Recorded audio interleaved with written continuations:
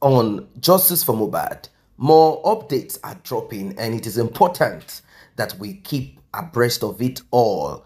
We should not also forget what has happened in time past and what is happening now. And we also should be able to forecast. We should be able to think outside of the box. In fact, it gets to a point where you don't even want to have a box. You want to tear the box, throw it away, and operate without any box.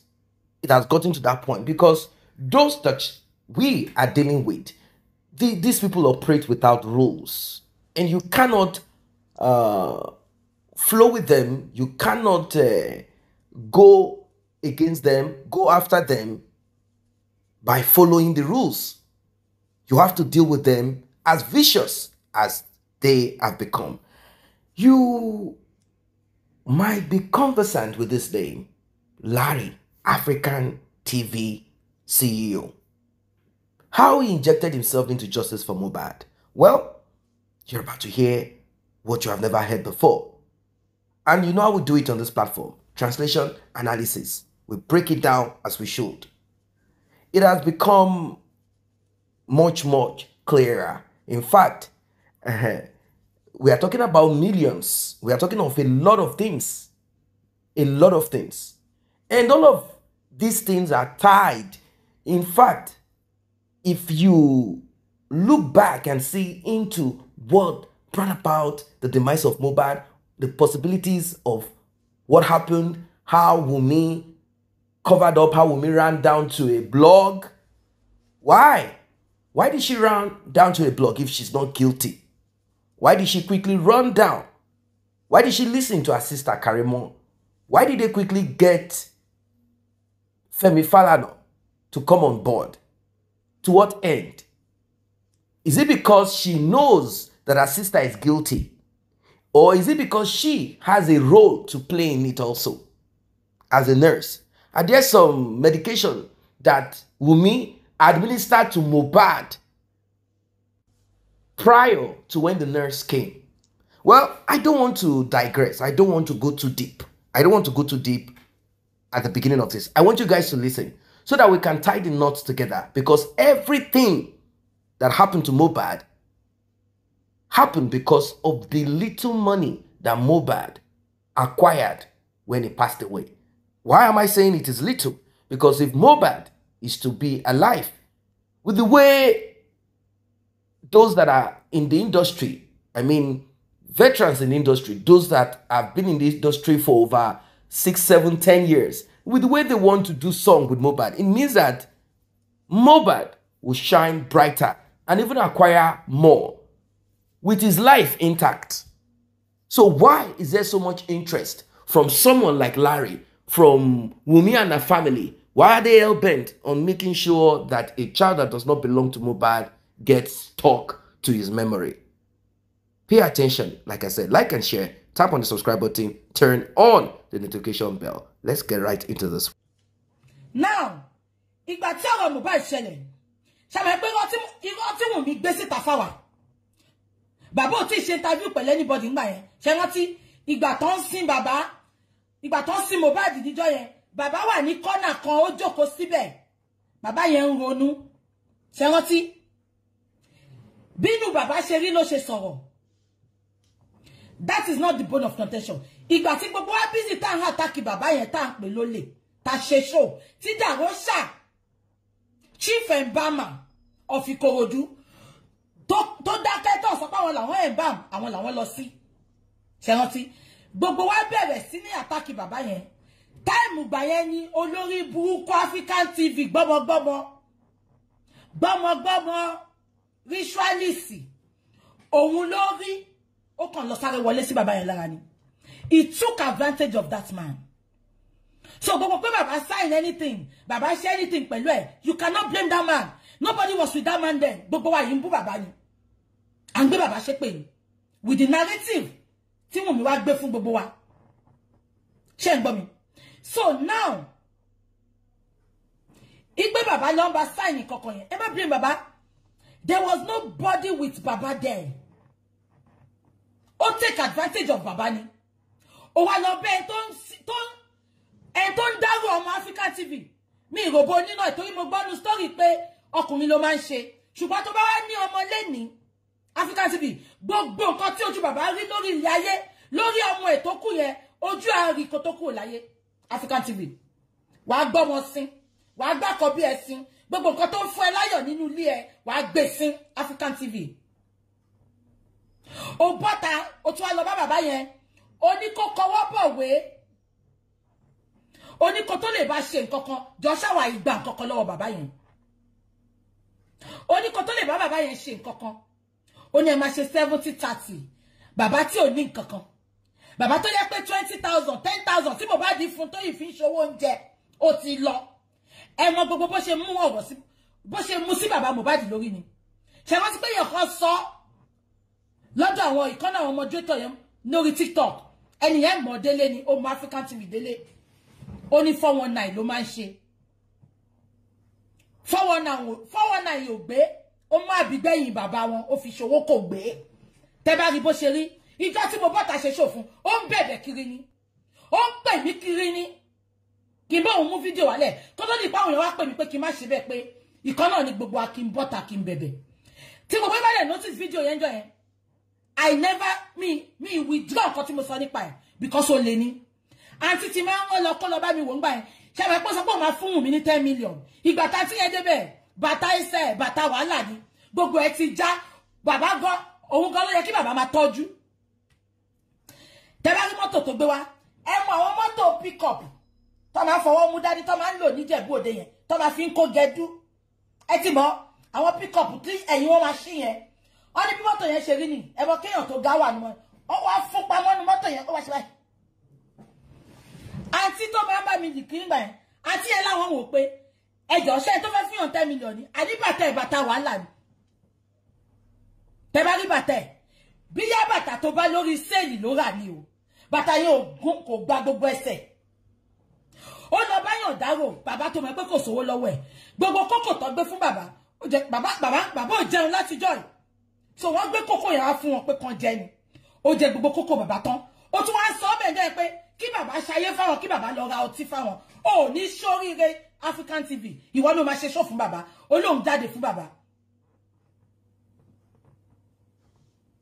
ṣé gbogbo yín rántí ìjọ yẹn pé ẹsẹ̀kẹsẹ̀ níjọ́ yẹn bá ṣe fún mi ní gist yẹn báyìí meanwhile àǹtí ti máa ń wọ́n lọ káàkiri yẹn wọ́n ní báwọn ṣe wọlé ló ti ń lé àwọn bọ́ta pé kí àǹtí yẹn excuse àwọn fẹ́ sọ̀rọ̀ àǹtí yẹn náà dẹ̀ sick báyìí àǹtí yẹn níṣẹ́ ìyá wèrè kí lẹ fẹ́ sọ tí mo lè gbọ́ abẹ́ gbọ́ mi wọ́n ní kí lẹ fẹ́ sọ tí mo lè gbọ́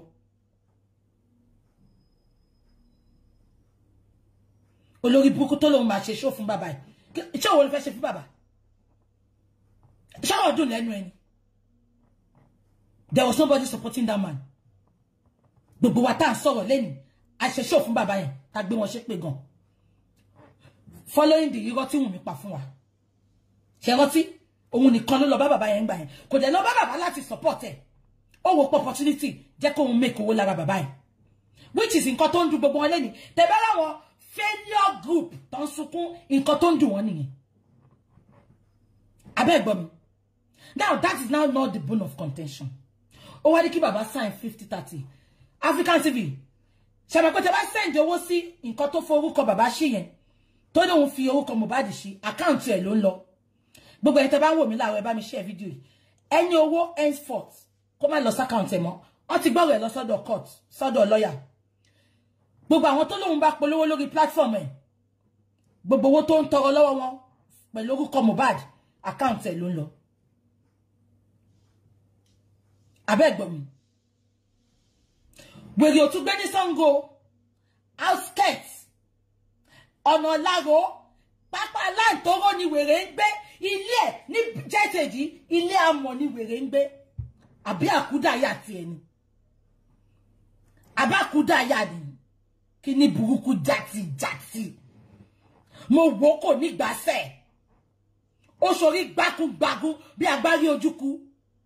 Nyama àwọn obìnrin wọn ló tẹ òbólẹ̀ fún ìwọ yẹn náà ọ̀nà òun kú nínú ilé bàbá ń jọ yẹn òun gbò ní òbúkọ́dé òun dé ni ẹ máa bọ̀ sí látìrì nílẹ̀ ni kí ni burúkú jàtìjàtì ẹ̀yin awáyé bá ṣe rere dédé tí ẹni yẹn ta ni mo tí wọ́n ti rán ó ní àwọn wèrè kan sọ pé wọ́n fẹ́ pé EFCC sí Sowó tó ń dá.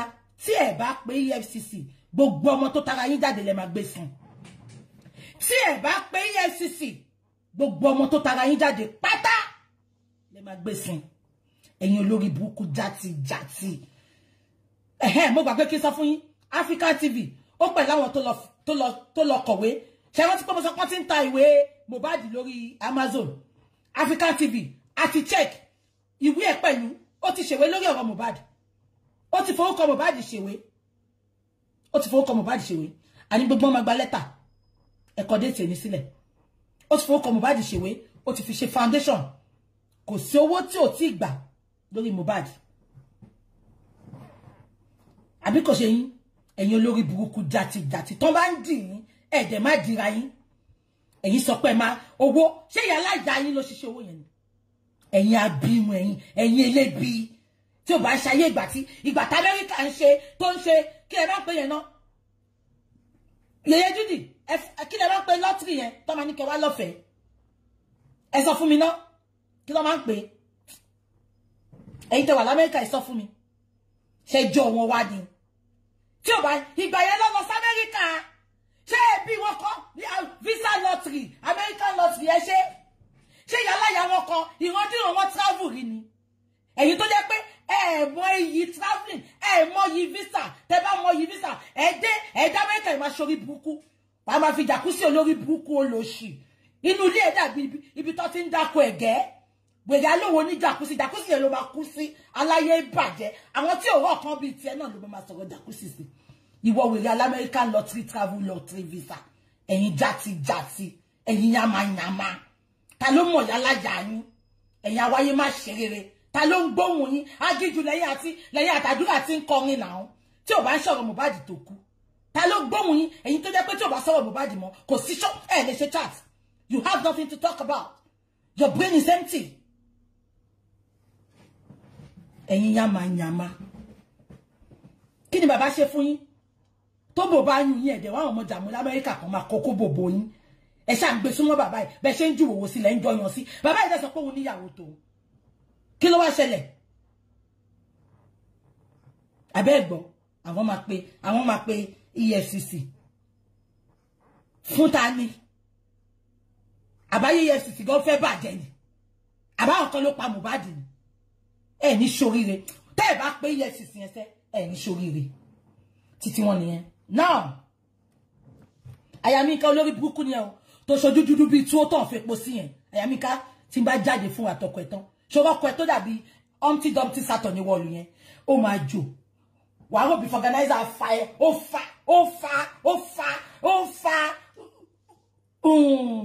Ẹ tó wà nínú táyà. Wọ́n fa gbẹ tó wà gbẹ̀yìn.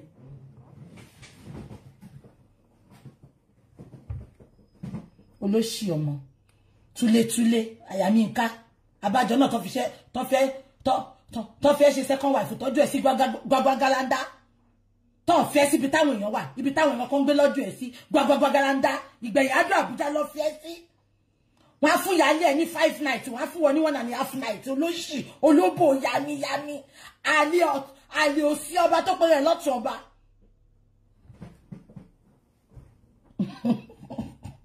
Èmi náà mọ̀ pé mo nice.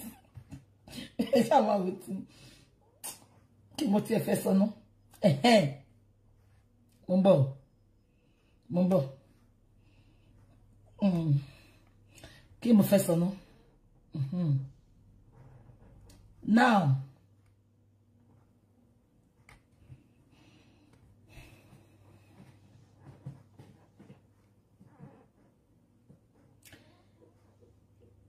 ṣé màá tó ń block justice fún wa ṣá? The commissioner of police, IPO tó wà ní in charge case Mohbad. Ṣé ń gbọ́ mi? Àwọn ló ń block justice for Mohbad fún wa. Ṣé ń gbọ́ mi? Magistrate tó dẹ̀ head the inquest. Ẹ bá mi wá orúkọ gbogbo wọn. A máa ma call wọn out. A máa ma drag wọn henceforth. Because they know what they're supposed to do. Àwa lọ sọ pé ká lọ máa wá dress Naira Marley, Sam Larry àti àdírẹ́sì nurse. Ṣé ń gbọ́ mi? Ẹnu àwọn ọmọ orí Instagram ò dá. Wọ́n ní Eniola Badmus ó dàbí Sam Larry obìnrin. Allah. Wọ́n ní Eniola Badmus ó dàbí Sam Larry obìnrin. Now, ṣé ń gbọ́ mi? Wọ́n ní ká lọ máa address.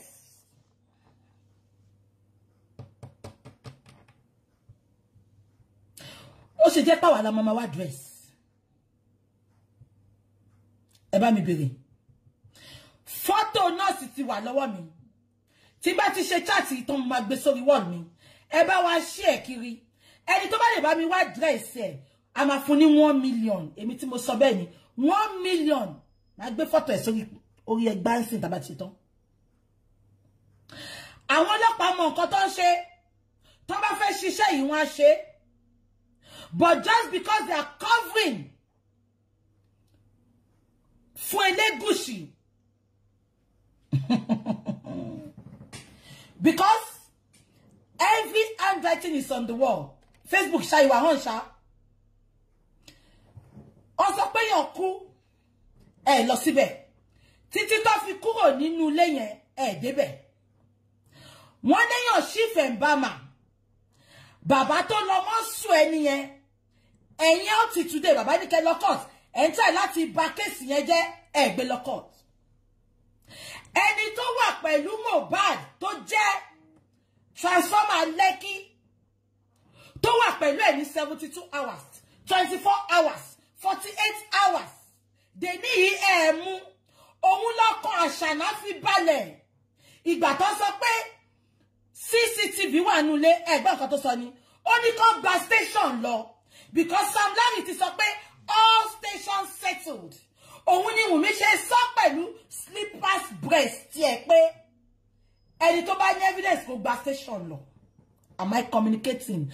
Because Elegushi rán kó lọ pa Mohbad. Ó ti sọ pé all stations settled.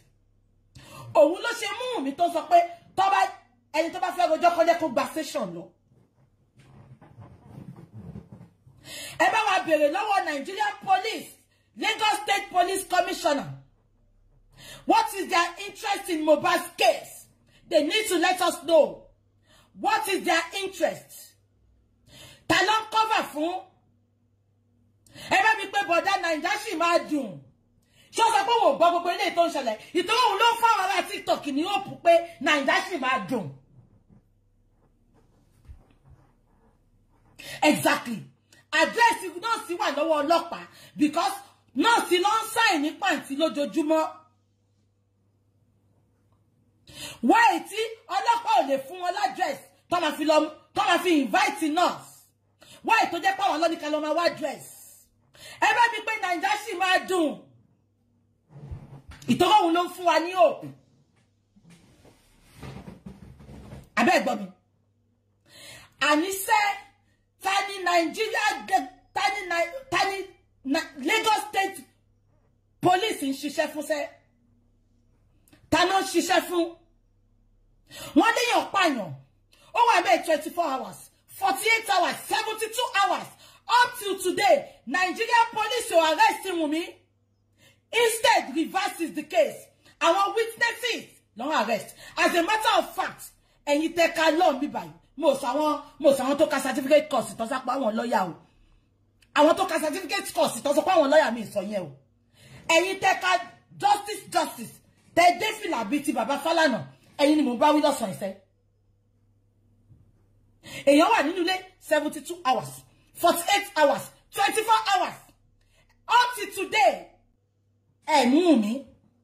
Ẹ arrest Wunmi pé fẹ́ béèrè ọ̀rọ̀ lọ́wọ́ ẹ̀ yàtọ̀ sí ti inquest tó lọ yẹn. Kàkà bẹ́ẹ̀, Baba Mohbad lẹ́ arrest lẹ́ni kó máa wá sí court. Ẹ jọ̀ọ́ ẹ̀yin lawyer, mi sọ lawyer ṣájà ń bẹ because iṣẹ́ gidi ló ṣe. Mi sọ àwọn tó lọ ṣe certificate course.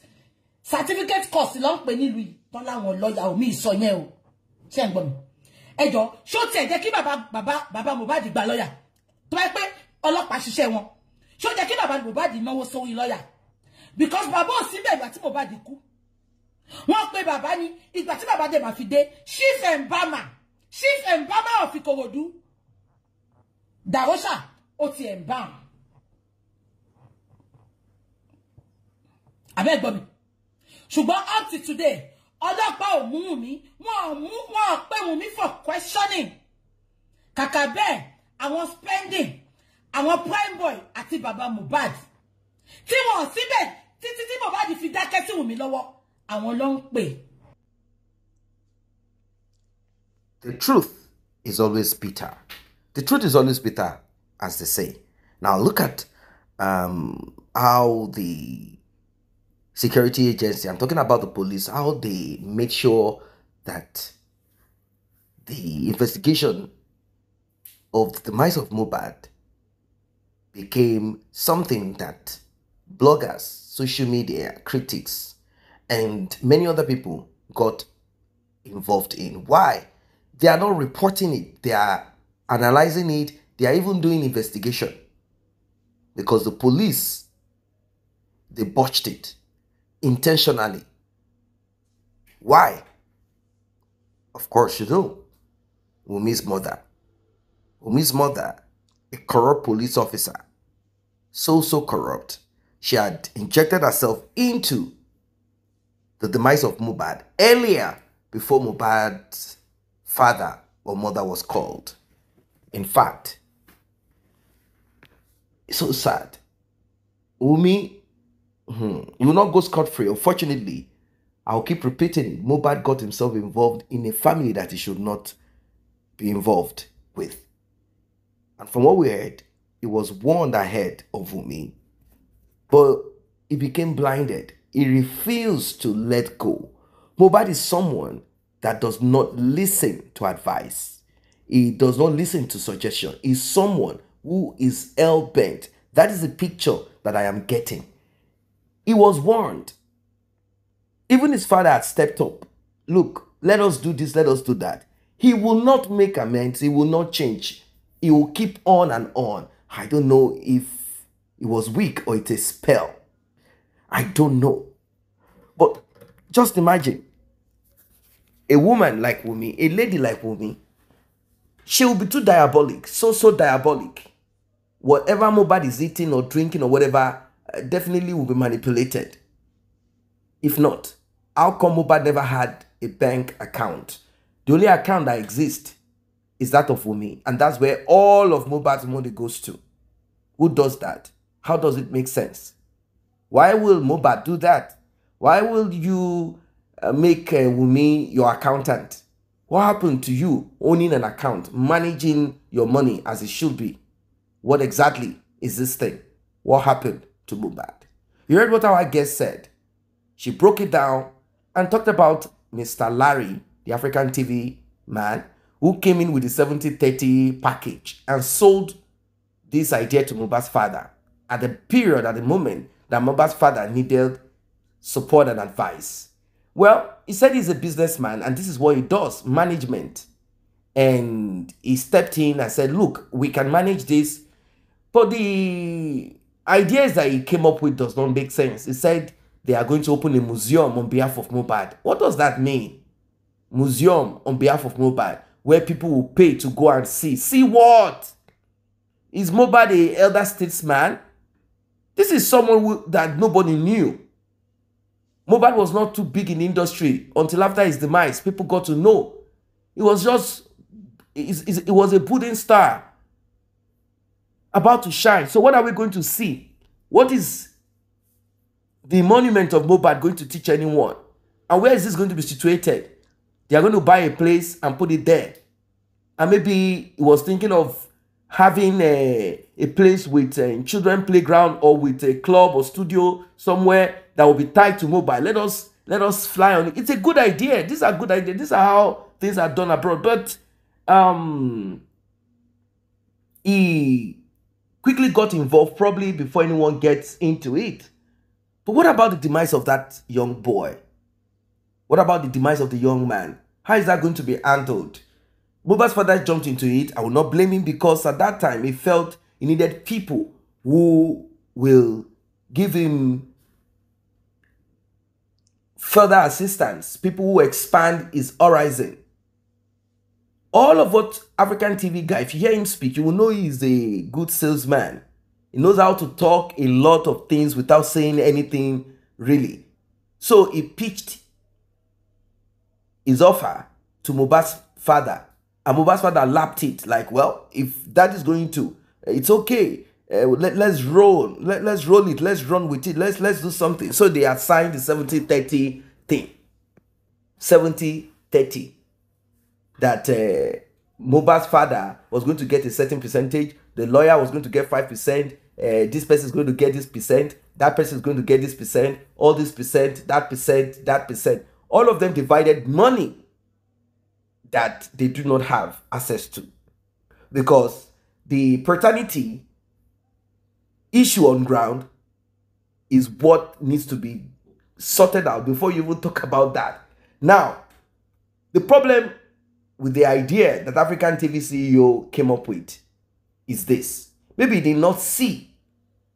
He did not see that at all. The problem that he unconsciously had, or maybe was conscious of it, but he didn't really care, or he didn't see it, is this. You cannot lay claim to all of this without sorting paternity. That paternity should have been what he, as a sensible person, worked upon behind the scene. Like, look, let us get this paternity thing out. Don't make troubles, don't make noise. Can you get a swab? Like, can you tell your daughter to pluck one single strand of the hair on that little boy? Let's be sure that we'll be getting something to sort this out. Then Blessing would have gone to do that job, since she had the access to come around the little boy. At least they will know secretly that this child is not for Mohbad. Then they can press and push and even release results saying this child is not Mohbad's son. We contest it, blah, blah, blah, blah, blah, blah, blah, blah. And that's it. But unfortunately, he never saw that part of it, that you cannot share money. You cannot do all of these things without getting DNA done. And if he said he was going to build, then maybe his investors will have to pay to sponsor such project. But if that money is going to come out from Mohbad, how? When paternity has not been sorted out. How then can Mohbad's father say, yes, I have this so percentage from Mohbad's music income? It's not possible.